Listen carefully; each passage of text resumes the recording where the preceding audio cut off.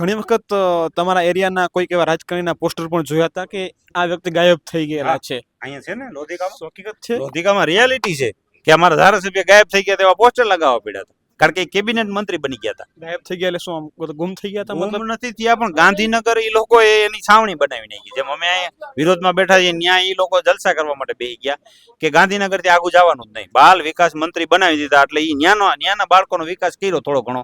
આ બાજુના બાળકો એના માટે નહોતા, ત્યાં બાળકો હતા એનો જ વિકાસ કર્યો રાખો. અહીંયા કોઈને ઘૂઘરું લઈ દે, કોઈને રમકડા લઈ દે, ન્યા કોઈ અહીંથી જાય કે ભાઈ આપણે એમ કહીએ ભાઈ અમારો આ મુદ્દો છે, તો એમ કહીએ કે અહીંયા શું આવ્યા છો. આવા સવાલો પણ કરેલા છે અમારા આજ ખુદ પ્રતિનિધિઓને, એવા સવાલ કરેલા કે અહીંયા શું આવ્યા છો, ત્યાં નથી બોલાતું, ત્યાં તો તમે આવતા નથી. તો ન છૂટકે આપણો પ્રતિનિધિ ત્યાં ન બોલે તો આપણે એવા પોસ્ટર મારવા પડે કે અમારો ધારાસભ્ય ગુમ થઈ ગયો છે. કારણ કે લોકશાહીમાં આખી ચેન હોય, તાલુકાના સરપંચ, તાલુકાના સભ્ય, જિલ્લાનો સભ્ય, ધારાસભ્ય અને સંસદ સભ્ય, એક ચેન હોય વિકાસ માટેની. કે આપણે અહીં કઈ જરૂરત પડી હોય તો એ લોકો ત્યાં કહે કે ભાઈ અમારા વિસ્તારમાં આ જરૂરિયાત છે અને આ કરવું જોઈએ એમ છે, તો બધા સાથે મળીને કામ કરે. એટલે એક ચેન છે. હવે એ ચેન જ જો નબળી હોય, મકોડા ખડી ગયા હોય, તો શું કરવાનું? આપણી વાત ત્યાં પહોંચશે જ નહીં. આપણી વાત ત્યાં પહોંચશે નહીં તો આપણું કાંઈ વળતર મળવાનું નથી. એટલે થાંભલા બાબતમાં એ જ થયું છે. મન પડે એમ થાંભલા નાખવા માંડી ગયા, પછી જ્યારે ભીં પડી ને ત્યારે થાંભલા અટકાવી દીધા ને આ વળતરની જાહેરાત કરી. વળતરમાં પાછી બીજી વસ્તુ કે વળતરની જાહેરાત કરી અને રેડિયોમાં મળી ગયા કેવા કે માનનીય મુખ્યમંત્રી, માનનીય વડાપ્રધાન નો સરાહનીય નિર્ણય. એટલે સરાહનીય નિર્ણય છે, ભીં પડી એટલે દીધા. તમે જાહેરાત છે નહીં કરી, રેડિયોમાં તમે શું બોલ્યા કે સંવેદનશીલ સરકારે સંવેદનશીલ નિર્ણય લીધો કે ખેડૂતોના હક માટે કે ખેતરમાં લાઈનો નખાતી તેના ભાવ બમણા કરી દીધા. એટલે એ તો અમે બાઈજા એટલે તમે દીધા. તમે કઈ દાન પુણ્ય કર્યું? આમ પેલા જેવો નિયમ બનાવ્યો કે ભાઈ ખેડૂત માગે એને આપવાનું, તો જ તમે લાઈન નખાય, તો નિર્ણય સરાહનીય કહેવાય. આ તો ઓલા જીએસટી જેવું થયું. જીએસટી લગાડ્યો ત્યારે ઉત્સવ હોય જો, જીએસટી લગાડ્યો દેશ માટે પ્રગતિ થઈ ગઈ, જીએસટી કાઢ્યો તોય વિદેશી માટે કે જીએસટી કાઢ્યો. એટલે લગાડ્યો તમે, કાઢ્યો તમે, અને બેયના પાસે ઉત્સવ મનાવ્યો અને બેયમાં લાખો કરોડો ખર્ચા કર્યા. એમ ખેડૂતોના થાંભલા નાખવા ટાણે કંપની પાસેથી હરકાવી લીધા પૈસા કે પૈસા દો ને થઈ જાય, ખેડૂત ક્યાંય બોલવાના નથી. આ પૈસા લઈ લીધા પછી સરાહનીય નિર્ણય કર્યો કે 200% દેવાનું છે, એમ કરીને પાછા કટકી કરી લીધા. ખેડૂત કંપનીને કીધું કે અમને દેવા જોઈએ, માથાકૂટ થાય તો મારા બેટા હવે પોલીસ ભાડે દીધી. અમારે પોલીસ જોઈ છે, પોલીસ ભાડે દીધી કે કંપનીને કે જાઓ હવે ખેડૂતોના ખેતરમાં થાંભલા નાખો, પકડીને ઢળી નાખ દેજો, ખેડૂતોને એક બાજુ કરી નાખજો પણ થાંભલા નાખજો. કારણ કે આપણે પકડીને ગુજરાતમાં વિકાસ જ કરવો છે, ગુજરાતને પરાણે વિકાસ કરી દેવો છે, ગુજરાતને આખું વિકાસશીલ બનાવી દેવું. થાંભલા નાખીને જે કઈ કરવું પડે, જમીન લેવું પડે, ગરીબોને મારવા પડે, કારણ કે આ સરકારને ગરીબ તો ગમતા જ નથી. આ રાજકોટમાં જંગલેશ્વરમાં તમે જો, એક પાણીની બોટલ 2 રૂપિયાની મળતી હોય, આપણને 5 ની મળે છે. તો જથ્થાબંધ બોટલો મળે તો અમારી સસ્તી મળવી જોઈએ. તો બોટલ એની જગ્યાએ 8 રૂપિયાની કરી નાખી. એ વિકાસ કોનો કર્યો? ઓલા કોન્ટ્રાક્ટરનો. કાજુ કતરીઓ પણ. હવે જ્યાં ડિમોલેશન હાલતું હોય, લોકોના ઘર પડતા હોય, લોકો આંસુ સારતા હોય, લોકોની વેદના હોય, ત્યાં તમે કાજુ કતરી ખાવ, કોકના બેહણામ જઈને તમે સપન ભોગ ખાવ, એને જેવી વાત થઈ ને. આજ મારું સર્વસ્વ લૂંટાય છે. મારું જ્યાં 25 વર્ષનું રેસિડેન્ટ, જ્યાં મેં 2 છોકરા પરણાવ્યા, હું ત્યાં ગયો તો, ત્યાં એક માજી રોતા હતા કે આ મકાનમાં મેં મારા 2 સંતાનો પરણાવ્યા, મોટા કર્યા, હવે એ મકાન મારું પાડી લે છે. આટલા વર્ષ ક્યાં ગયા હતા? 45 વર્ષ ત્યાં મકાન હતી પાડીને. હા, વિકાસ માટે જરૂરી છે કે બિનકાયદેસર હતા તમે પાડો, પણ એને એક જગ્યાએ શિફ્ટ કરો અને એવી જગ્યાએ તમે કાજુ કતરી થાવ તો તમારી સંવેદના મરી ચૂકી છે, તમે સંવેદનાહીન થઈ ગયા છો, તમારામાં માનવતા રહી નથી. તો તમે આ અધિકારી શાસન નો કહેવાય. આનાથી અંગ્રેજો હારા હતા. આજની તારીખે તમે જો રેલવેના અમુક પુલ બનાવ્યા, રોડ બનાવ્યા, અંગ્રેજો બનાવ્યા, એ હાલે છે. આપણે અમારા બેટા 1 વર્ષ થયો નથી, જેમ ધૂળ જાય એમ જાય.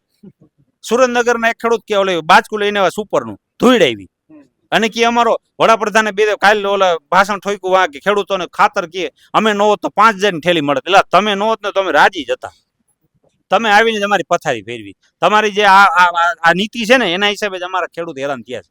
બાકી તમે સંવેદનશીલ સરકાર હોય તો પેલા તમારે નિર્ણય કરવો જોઈએ. જે નિર્ણય, જે થાંભલા નખાણા પેલા ખેડૂતને જાણ કરવી જોઈએ કે ભાઈ તમારા ખેતરમાં થાંભલા નખાય છે, તમને કઈ વાંધો નથી ને? અને જો વાંધો હોય તો મને કયો. હવે ખેડૂત કે મને બજાર ભાવથી વધારે આપવા પડશે, તો આપો, આ ધંધા માટે છે. આ શબ્દ તમે બોલો તો તમારો સંવેદનશીલ નિર્ણય કહેવાય. આ તો તમે ભીં પડી. બોલો દિલ્હીમાં CJP નું આંદોલન થયું, તમે જોયું છે. આંદોલન પછી ઓલા ભાઈ ધર્મેન્દ્ર પ્રધાનને હટાવ્યા તો કે લોકહિતમાં આપણે કે શિક્ષણ મંત્રીને હટાવી નાખ્યા. એટલે લોકહિતમાં કે ભીં પડી એટલે તમારે કાઢવા પડ્યા એને. અને બીજાને એવો ને એવો પાછો નાખી દીધો. કઈ ખારો નાખે તો બરોબર છે. શિક્ષણ પાયો કહેવાય. શિક્ષણથી જ બધું થતું હોય કે શિક્ષિત માણસ ગમે આ જગ્યા કરી શકે. ભણેલો ગણેલો માણસ હોય એની આખી છટા જ અલગ હોય, એ વાત જ અલગ હોય. તો આપણે એને તો શિક્ષણની જ ઘોર ખોદવામાં આવી. કાલે એને એક બીજી જાહેરાત કરી કે ટ્યુશન આપવામાં આવશે, હાયર એજ્યુકેશનમાં ટ્યુશન આપવામાં આવશે, ટીચિંગ માટે જે ફંડ ફાળવવામાં આવશે. તો એલા તમે સ્કૂલ એક બાજુ બંધ કરો છો ભણવા માટે. સ્કૂલની તમે વાત કરી, તમારા લોધિકા તાલુકામાં સ્કૂલનું કેવું છે વાતાવરણ? કેવા શિક્ષકો છે? બરાબર સ્કૂલની વ્યવસ્થા બરાબર છે? શું છે? ગુજરાતના કોઈ પણ ગામડામાં સ્વયંભૂ ગામ જાગૃત થઈ છે અહીંયા સ્કૂલ હારી છે. બાકી સરકાર આધારિત છે ત્યાં સ્કૂલની વાત જ જવા દો તમે. હું તમારા તાલુકાની વાત કરું છું. અત્યારે તમારા તાલુકામાં લોધિકામાં અમારા તાલુકામાં ધારાસભ્ય દેખાતા હોય ત્યાં સ્કૂલની હાલત કેવી હોય તમે વિચાર કરો ને. ત્યાં સ્કૂલની તો વાત જ ક્યાં પૂછવી. અમારો પ્રતિનિધિ જો અહીંયા આવવા રાજી ન હોય ત્યાં તમે સ્કૂલની ક્યાં વાત કરો છો? તો અમારે આ બેહવું જ ન પડે થાંભલાની માથાકૂટ. પણ પેલા પોસ્ટર લાગે છે કે ગાયબ છે ને ગુમ થયેલ છે. ચૂંટણી સમયે તો કોઈ યાદ નથી આવતું કોઈને. ચૂંટણીમાં કુદરતી આ લોકોએ મારે જનતાને પણ કેવું છે ગાંઠિયા ભજીયામાં શું કોણ મોહ છે, ઓલું સમોહન કહેવાય જે માણસને મગજ ફેરવી નાખે. ખાવામાં કે કોઈ પણ જગ્યાએ આપણે પેલા ન કહેતા કે આને કઈક કરી મૂક્યું છે, એમ માણસોએ ગાંઠિયા ભજીયાના મોહમાં એટલા બધા પાગલ થઈ જાય. અને હમણાં તો છેલ્લા વ્યસનની તમે વાત કરો, કોથળિયુંમાં હવે એ 10 રૂપિયાનું દારૂ રેલમ છેલમ કરે અને તોય લોકો મત દે આવે. આ પ્રશ્ન ક્યાંથી ઉભો થાય? દારૂની વાત તો ઠીક છે, પણ તમે કીધું કે ગાંઠિયા ભજીયા ખાવાથી મત મળી જાય છે, તો શું વિપક્ષ નહીં ખવડાવતી હોય ગાંઠિયા ભજીયા? એમને કેમ નહીં? વિપક્ષમાં એક તકલીફ મોટી છે. હું તમને આજે કહું, કોઈ કીધી હોય ન કીધી તમને ખબર નથી, પણ ચૂંટણીઓ આજકાલ મોંઘી થઈ ગઈ છે. એ તમને ખબર હે ને? કોર્પોરેટ ચૂંટણી થઈ ગઈ. ચૂંટણી કોઈ પેલા જેવી સામાન્ય નથી રહી કે સવજીભાઈ આપણા ગામના આગેવાન છે ને સવજીભાઈ સરપંચ થાય એટલે આખું ગામ બેહી જાય, કોઈ બોલે નહીં, એવી પરિસ્થિતિ હતી. એ ધારાસભ્ય પણ એ જ રીતે છૂટાતા કે ભાઈ નામચીન વ્યક્તિ કામ કરતો હોય એને જવા દો. અત્યારે ચૂંટણીઓ મોંઘી થઈ ગઈ છે. હવે વિપક્ષ પાસે મારા નરેન્દ્રભાઈ જેવા વિપક્ષ વાળા હોય તો અમારી પાસે શું, અમારી જમીન વેચીને અમારા વિકાસ કરવાનો? અમારી પાસે એ તો તેવડી છે નહીં. એટલે અમે શું કરી કે ભાઈ અમે સાચી વાત કરી. હવે સાચી વાત અમે કરી, લોકોને સાંભળવી નથી. એમ કે આ 2-4 જણા બોલ્યા રાખે, પણ આવા જે થાંભલા આવે ને તે ખબર પડે કે આ કદાચ સાચું કહેતા. પછી એક પ્રશ્ન આવે છે, તમે કદાચ જોયું હોય છે કે વિપક્ષમાં કોઈ બોલે એવો વ્યક્તિ છે નહીં. બોલે એવા હતા પણ તમે પસંદ ન કર્યા. હવે વિપક્ષ પાસે કઈક મજબૂરી છે ને. અમારે અમારા છોકરાને પેટ તો ભરવાનું. અમારે કઈ અમારે બાપ દાદા દીધી કઈ વેચી વેચીને તો અહીં કઈ વિપક્ષ ઉભો ન કરી. વિપક્ષ ક્યારે ઉભો થાય કે લોકો પસંદ કરે અને વિરોધ પક્ષ ઉભો કરે ત્યારે વિપક્ષ ઉભો થાય. વિરોધ પક્ષ ઉભો કરવો પડે. વિરોધ પક્ષ કઈ આપમેળે કઈ ઘોડી લઈને ઉભો ન થઈ જાય, એને મત દેવા પડે. થોડીક સીટો આવે તો એ ઉભો થાય અને એ લોકોના કામ કરે. અને વિપક્ષ સંસદમાં અથવા વિધાનસભામાં જયારે બોલતા હોય ને ત્યારે એ જે આપણા ચૂંટાયેલા પ્રતિનિધિ જ બોલે. હું તમે ન બોલી શકી. ધારાસભ્યોને કોઈ લાકડી લઈને મારવાનો જાય તું અમારું અહિત કરસ, એ મારા બેટા ન્યા બેહીને એમને બનાવી નાખે કાયદા, તો તમને ખબર ન હોય. આ તમને ખબર છે આ જે લાઈન નીકળી ને આ જમીન સંપાદનનો કાયદો કોરોનામાં બનાવેલો. કોરોના કાળમાં જયારે આપણે બધા ઘરમાં બેઠા હતા, ઓલા ઘઉં ને ચોખા હામાં કરતા હતા, બધા બેઠા બેઠા થારી વગાડતા હતા. અને બીજી એક વાત હું તમને કહી દઉં કે અમારા ગઈઢા એમ કહેતા હતા જે ખાવાના વાસણ વગાડો ને એટલે ભૂખ આવે. અમારા ગઈઢા એમ કહેતા ખાવાના વાસણ જે હોય ને આપણે વગાડે છોકરાઓ વગાડોમાં કે ભૂખ આવે. આ જો આ વગાડે ને કોરોનામાં આવીને ભૂખ. આ તમે હાલત જોવો, બધી ઇન્ડસ્ટ્રીની હાલત જોવો. પણ તમે કહો છો ભૂખ આવી, પણ તમારા લોધિકા તાલુકાને મેં જોયું હમણાં જ્યારે આવતો તે રસ્તામાં ખૂબ સારી ઇન્ડસ્ટ્રીઓ ધમધમી રહી છે. ઇન્ડસ્ટ્રીઝ આવે એટલે જમીન જાય, ઇન્ડસ્ટ્રીઝ આવે એટલે એની આજુબાજુની જમીન જાય. આ વિકાસ રહ્યો અમુક લોકોએ જમીન વેચીને કર્યું. શું કામ? કે જમીનના વળતરના ભાવ ખૂબ થયા. અમુક ફળદ્રુપ જમીન ન હોય. હવે મારી જ વાત કરો, મારે 2 વર્ષ પહેલા છે ને એક નબળું જયારે વર્ષ હતું ને 28 વીઘાનો કપાસ 28 મણ થયો. 28 વીઘાનો કપાસ 28 મણ થયો, વીઘે 1 મણ થયો. હવે ઈ જમીન મારી કદાચ 5 વર્ષ એમને રખ તો હું વ્યાજમાં એટલો બધો ડૂબી જાઉં ને કે મારા વાળે ન દેખાય. હવે આ મજબૂર બની જાય, ખેડૂત મજબૂર બને એની જમીન વેચવા માટે. હવે જો ઈ જમીનમાં પાછા આવા થાંભલા આવે તો હાલત શું થાય કે અમારે તો પડતા ઉપર પાટું. એક બાજુ અમારી જમીન અમારે ખાવા માટે મજબૂરી છે કે આ બધું કરવું પડે છે. તો ખેડૂત ખેતી જે કરતો હોય ને એની પાસે બીજો કોઈ વિકલ્પ ન હોય. બીજા ધંધા ઓછા હોય 5%, કોઈ ટ્રેક્ટરનો ધંધો કરતો હોય, એને લગતો ધંધો કરતો હોય, બીજું કાંઈ ન હોય ધંધો. તો એને આવા થાંભલા નાખી દે અને જે ખેડૂત પાસે મજબૂર, એક તો ભાવ નથી આવતા. હમણાં તમે મારા એક મિત્ર પડધરી તાલુકાના એક મિત્ર છે, એના બાપુજી રીંગણા વેચવા ગયા હતા યાર્ડમાં. આ અમારો ખુદ મોજૂદ દાખલો. પછી પડધરીની બજારમાં ઓલું તમને ખબર હોય તો રીંગણા જે બાંધવાનું ઓલું કંતાનું હોય, એ સાડિયું હોય અથવા અમુક કપડાનું હોય, એ કપડામાં બાંધી અને વેચવા ગયા હતા. એને 5 રૂપિયાનું એક આખું કંતાની બાંધેલું વેચી નાખ્યું. ત્યાં એ જ રીંગણા પડધરીની બજારમાં આવી 80 રૂપિયાના કિલો વેચાણા. ઓલા બાપુએ પૂછ્યું કે રીંગણા ક્યાંના? હળમતિયાના. તો કે રીંગણા શું ભાવમાં દેતા 80 રૂપિયા કિલો. હવે ઓલાને 5 રૂપિયાનું આખું કંતાન જે 4-4.5 કિલોનું માલ હોય ગયો અને એની જગ્યાએ આને 80 રૂપિયા કિલો પડધરીને બજારમાં વેચાતા રીંગણા. હવે ઓલો ખેડૂત 4 મહિનાથી ઢેડો કરે છે રીંગણી વાવી ભાઈ. છોકરા એમાં આટો મારતા છોકરાને બે ઝાપટ મળે આખો રે ઝાડવું ભાંગી જાય, ગરવા નથી દેતો. એના માલના રિક્ષા ભાડાના નથી થતા. તો ખેડૂત કરે શું? એ રીંગણી 5-7 વીઘાની હોય, એ રીંગણી રાપલી નાખે, પાડી નાખે, કારણ કે એનું કાંઈ વળતર તો મળતું નથી. ઓલો એક લારી હલાવતો હોય એ વ્યક્તિ એના છોકરાને એના ઘરના આમ હાર પહેરેલા હોય. જે મારી માળા પહેરેલ રહી ને એવી રીતે એના ઘરના હાર પહેરાવેલા બકાલાવાળા તમે જોયો છે ને, એ ક્યાંથી આવે છે? કારણ કે આ ખેડૂતની તમે ખેડૂત બાયું જોવો અત્યારે ઘરના જ નથી રહ્યા. કારણ કે ઘણા ખરાને તો મને ખબર છે કે મારા બાની એક બુટી ખાલી એક વધી હતી. એ એક બુટી વેચીને અમે એક સમય એવો હતો કે જ્યારે અમારા ઘરનું કરિયાણું લીધું હતું. હવે અત્યારે સોનાના ભાવ કેવા થઈ એક બુટીને હવે વેચ નથી. એ ગઈ ટાઈમ કે સોનું તો હવે આના ભવિષ્યમાં આવનારા વર્ષોમાં આની આ પોઝિશન રહેતી સોનું તો ખાલી શોભાના ગાંઠિયા ફોટામાં જોવો મજા એટલે આ જમીનનો વિકાસ તમે જોવો છો ને એ સ્વઘોષિત છે. એ કોઈ કરેલો વિકાસ નથી કે આમાં સરકારનો કોઈ રોલ હોય એવું કાંઈ નથી. જો સરકારનો રોલ હોય ને તો હું તમને કહું, તમે ચાઇનાના ઘણા વિડીયો જોયા છે કે એને નાનપણથી છોકરાઓને ટેકનિકલી બધી વસ્તુ શીખવાડવામાં આવે, કે જેને જ્ઞાન આપવામાં આવે. એ પ્રેક્ટિકલ જ્ઞાન જેને કહેવાય, કે જ્યારે ખેતી કેવી રીતે કરવી ખેડૂતના દીકરાને એ શીખવાડવામાં આવે, ધંધો કેવી રીતે કરવો એ શીખવાડવામાં આવે. હવે આપણે અહીંયા જૂના જમાના સ્કિલ બેઝ એજ્યુકેશન, હા સ્કિલ બેઝ એજ્યુકેશન, જેથી કરીને શું થાય કે નાનપણથી જ છોકરું એ લાઈનમાં તૈયાર થાય એટલે એ મૂંઝાય નહીં. હવે તમે આ જોઈ આવો કોઈ છોકરાઓને, હવે જે વાડીએ બેઠો હોય એને કાંઈ ખબર ના, રીલ જોયા સિવાય આમ કર્યા રાખે, એની પાસે કોઈ જાતનું નોલેજ હોતું નથી. આ થાંભલાના ખેતરમાં છેઠે આવી ગયા ત્યાં સુધી એને ખબર નથી કે હારું આ તો આવી ગયું, ગળું દબાઈ ગયું. આપણે વીજળીના મુદ્દા ઉપર હતા તો લોધિકા તાલુકામાં હજી તમે કીધું કે બાકી છે થાંભલા ઊભા રહી ગયા છે. તો જે થાંભલા નખાઈ ગયા છે એ ગામમાં ક્યારે પહેલા કોઈ વિરોધ ન કર્યો? એમને શું પોસાઈ ગયો ખેડૂતોને? ખબર જ નહોતી અને એને ખબર જ નથી પડતી કે આનું શું કરવું. ઘણા ખરા ગામની અંદર આજે જે મોરબીમાં આંદોલન મોટા પાયે થયું અને જાહેર થયું, ખરું આમાં જ આવવું હોય અને માગો તો ખેડૂત સરકાર આપે છે. સરકારે એવું નક્કી કર્યું હતું કે વળતર આપવું, એમ નહોતું કીધું નહોતું આપવું, પણ ક્યાં આધારિત? જૂના કાયદા મુજબ. અને આપણે ટેવાયેલા હતા કે આમાં આટલું જ મળે, આ સરકારી છે આમાં કઈ મળે નહીં.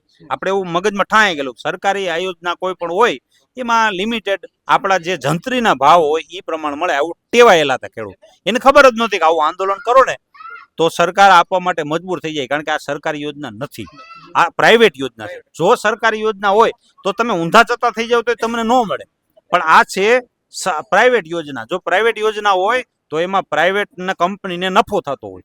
એક સેકન્ડે મારા ભાઈએ કીધું કે એક સેકન્ડે કરોડ રૂપિયા નફો થાય છે. અહીંયા 500 રૂપિયા આટો ગળા કપાઈ જાય છે તમે જોવો. અને આ લોકોને સેકન્ડે કરોડ રૂપિયા, તોય મારા બેટાને ધરો નથી. આટલું કમાય છે તેમ છતાં ધરો નથી. આ ક્યાં અમારા ગઈઠા કહેતા કે ક્યાં તારે બાંધીને લઈ જવું આટલું બધું? કોક બિચારા મરી જાય એટલું બધું શું કામ બાંધીને લઈ જાય? આ એવા છે. તો સરકારને, પબ્લિકને, દેશની જનતાને કાંઈ ફાયદો નથી આમાં. આના મોટા થાય કંપની મોટી થાય એને કમાવું છે. આ ભારતની નંબર 1 કંપની છે, વિશ્વની નંબર 1 કંપની છે, એવું બનવું છે. પણ ભાઈ તમે એવું કંઈક કરો ને કે લાખો લોકોના પેટ ભરાય. ક્યારે એવું વિચાર્યું કે લાખો લોકોના પેટ ભરાય અમારાથી, અમારી કંપની હાલે? હું તમને એક ઉદાહરણ આપું. લિજ્જત પાપડ, આપણે ત્યાં લિજ્જત પાપડમાં કોઈ કંપનીનો સેટ નથી. લિજ્જત પાપડ એક સ્વઘોષિત છે. એમાં એક લેડીસનું એક ગ્રુપ છે, એ હકાલે છે, એક સંસ્થા હકાલે છે. એમાં જે નફો થાય ની બાટી લી, એનો કોઈ ફિક્સ પગાર ન હોય. માની લો કે આ વર્ષે લિજ્જત પાપડને 100 કરોડનો નફો થયો તો એના એમ્પ્લોય હોય એનો જ નફો, એક વ્યક્તિનો નફો નહીં. કેમ એવી યોજનાઓ નથી બનાવતા? એવી યોજનાઓ સરકારે બનાવેલી જ હતી, પણ આ સરકારે એ વેચી નાખી. ઘણી ખરી યોજનાઓ હતી, ઓઇલની કંપનીઓ હતી, જે તે કાંઈ એરપોર્ટ હતા, એ લોકહિત માટે હતા, પણ સરકારે શું કર્યું કે ભાડા પટ્ટે આપી દીધી. ખાનગીકરણ, ભાડા પટ્ટે, એટલે એ વેચાઈ જ ગયું ગણાય. કારણ કે ભાડું કઈ 1-2 વર્ષનું ન આપ્યું, 100 વર્ષના પટ્ટે આપે, 99 વર્ષના પટ્ટે આપે, 50 વર્ષના પટ્ટે આપે. તો 2 પેઢી તેમાં વહી જવાની છે. આ બર કરી અને 60 તો માંડ પોગી છે, ત્યાં ગુજરી જાય છે. તો 2 પેઢી તેમાં વહી જવાની છે. 100 વર્ષે 2 પેઢી વહી ગઈ. આ લોકોને 2 પેઢી સુધી કોઈને વારો જ ન થવા દેવો. આ થાંભલા ખેતરમાં ગરી ગયા અને હું તો કહું છું ખેડૂતો આનું ભાડું માગે દર મહિને, દર વર્ષે જે નક્કી કરે. તમને કેવું લાગે કેટલું ભાડું હોવું જોઈએ જેથી ખેડૂતોને પોસાય? ખેડૂતોને પોસાય આ વસ્તુ છે ને એરિયા વાઇઝ હોય. માની લો કે લોધિકાની જમીનના ભાવ ઊંચા હોય તો એને ઈ ટાઈપનું વળતર ભાડું મળવું જોઈએ. પડધરીના ભાવ ઓછા હોય તો એને ઓછું મળે. જે એરિયાનો, કારણ કે તમે આજે 25 વર્ષ પહેલા જોવો તમે, જમીનના આ ભાવ નહોતા. જમીન મળતી ત્યારે સસ્તી, ત્યારે આટલું બધું ફુગાવો નહોતો, એટલે જમીનના ભાવ નહોતા. હવે અત્યારે વળતર મળે છે ને, એ આજથી 25 વર્ષ પછી આ જમીનના ભાવ નહીં હોય, તેથી વધશે. પણ જો ભાડા પટ્ટે તમે જમીન આપો છો તો ભાડું એનો નિયમ દર વર્ષે થોડું ઘણું વધે, 1% 2%, એટલે વૈધા રાખે. જેમ ટાવર, ટેલિફોનના ટાવર નાખે છે, એ લોકો કેવા કરાર કરે કે દર વર્ષે તમને 2% 5% વધારો થાય, આમાં જે ભાડ છે એમાં વધારો થાય. તો આ જ સિસ્ટમ આ લોકો કરે. અને હું તો એમ કહું છું ખેડૂતોને કે આ લાઈન કેન્સલ થઈ શકે એમ છે. જો એકજૂટ થઈ અને બાજવા તમે તૈયાર હોય તો આ લાઈન કેન્સલ થઈ શકે એમ છે. એવું નથી થઈ એમ. રાજસ્થાનમાં થઈ ગઈ છે. રાજસ્થાનની અંદર આ જ લાઈન, આ જે થાંભલામાં માથાકૂટ પૂરી કરી દીધી છે અને એ લાઈન હકેલી લીધી છે. તો પણ પ્રોજેક્ટ હકેલી લીધી. વીજ લાઈન કેન્સલ થાય હા. તો કઈ દેશને કઈ જીડીપીમાં, ખેડૂતોને વીજળી મળવામાં શું કઈ તકલીફ ન થાય? વીજળી મેળવવામાં તકલીફ થવાની વાત ક્યારે? ગુજરાતને તો આ વીજળી આમથી નથી મળવાની. આ વીજળી બહારના રાજ્યમાં આપી, આઠે બાંગ્લાદેશ સુધી વીજળી આને પહોંચાડવી છે. ગુજરાતને 1 રૂપિયા, અત્યારે ગુજરાત પાસે એટલી ગ્રીન એનર્જી છે, જે પવન ચક્કીઓ લગાડીને સોલાર ઘરે ઘરે લાગે છે. ગુજરાત પાસે ઓલરેડી એટલી વીજળી છે કે ગુજરાત પૂરતું ઓકે થઈ ગયું છે.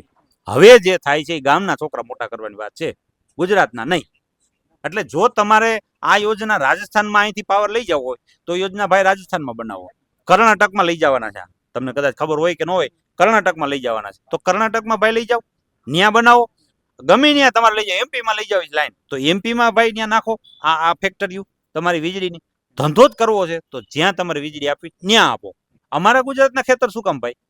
હવે આગામી રણનીતિ શું રહેશે? માની લો કે સરકાર તમારો અવાજ ન સાંભળે અને વીજ લાઈનનું કામ સર્વે ચાલુ થઈ જાય, તો હવે આગળ તમે શું કરશો?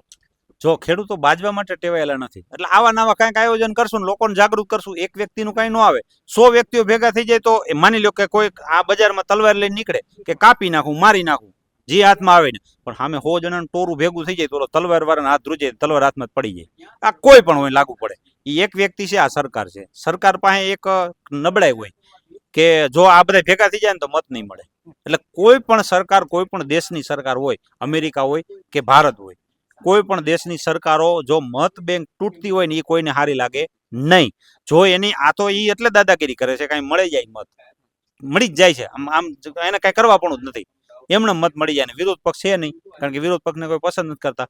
હમણાં એને એવું લાગે કે અમારી ખુરશી ખતરામાં છે, એટલે કોઈ પણ વસ્તુ કરવા તૈયાર છે. તમે ઘણા રાજ્યમાં જોયું છે કે ત્યાં અમુક યોજનાઓ બંધ કરી દીધી.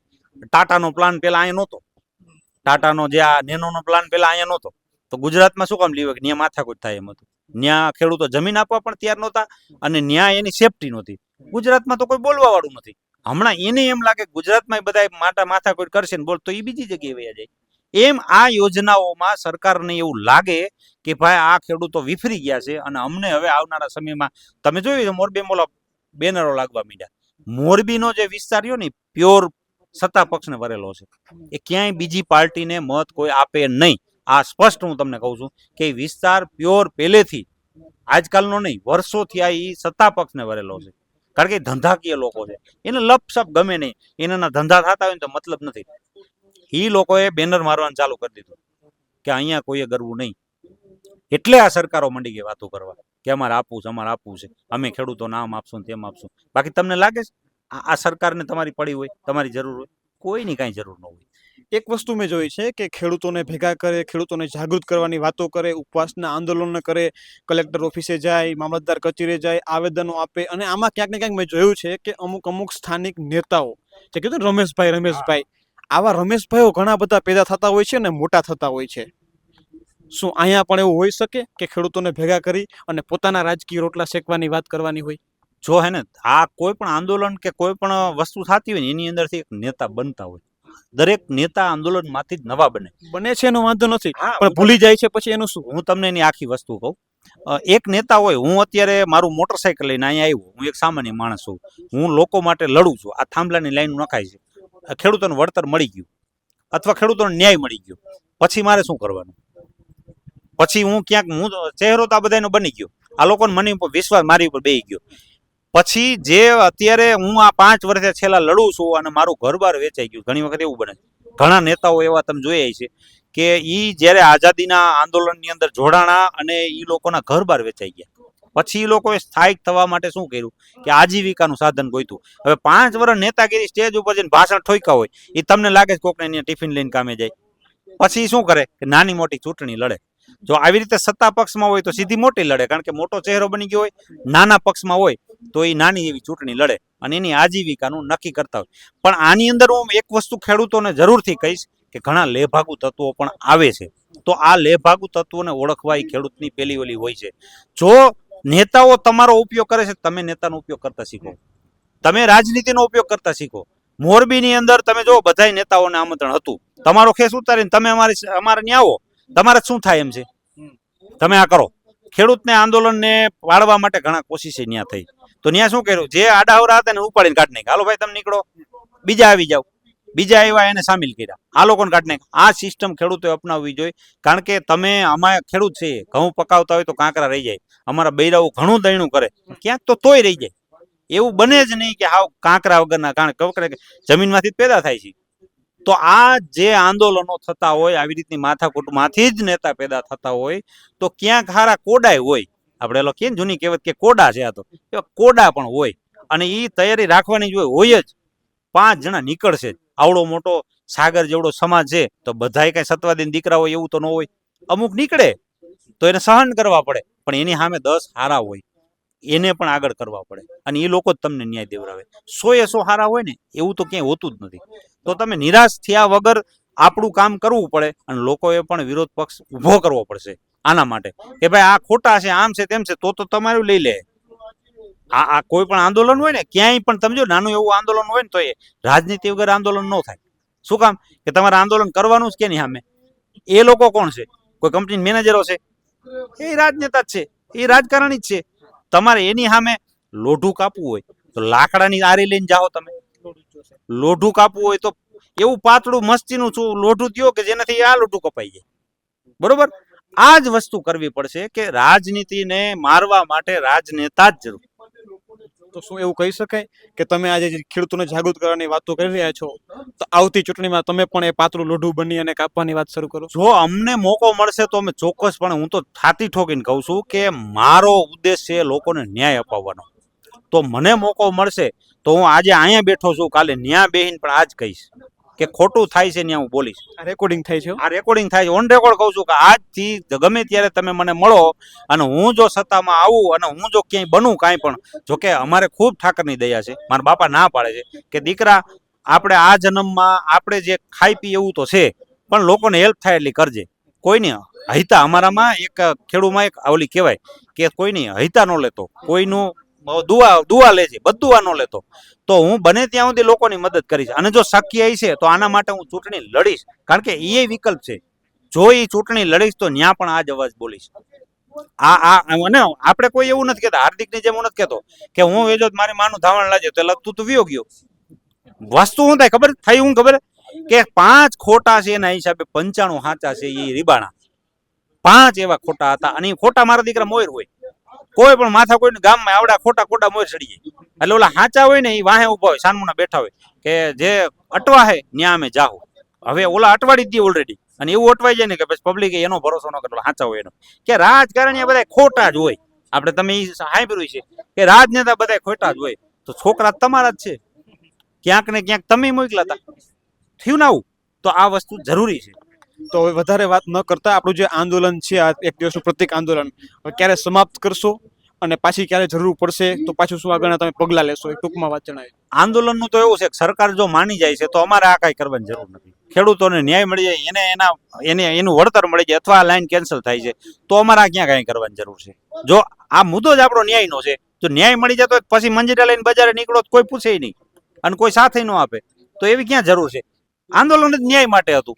અને જો ન્યાય મળી જાય છે તો હજી હું કહું, વિધાનસભાને હજી 1.5 વર્ષની વાર છે. કાલે તમે શેનું શાક ખાધું હતું ને આજ ભૂલાઈ જઈશ, તો અમને ભૂલી જવાના છે. અમે આજે આંદોલન કરી ખેડૂતો માટે, આમાંથી કોઈ મને યાદ કરે કેજો. આને ન્યાય મળી જાય, એને વળતર મળી જાય, પછી આને કોઈની જરૂર નથી. અને હું કહું છું કે અમારો ઉદ્દેશ એ જ છે કે આ લોકો ન્યાય મળે. અમારો કોઈ ઉદ્દેશ નથી અમે ઘરે વ્યા જાવ, અમારો ઓહો ક્યાંક કરી ખાવું.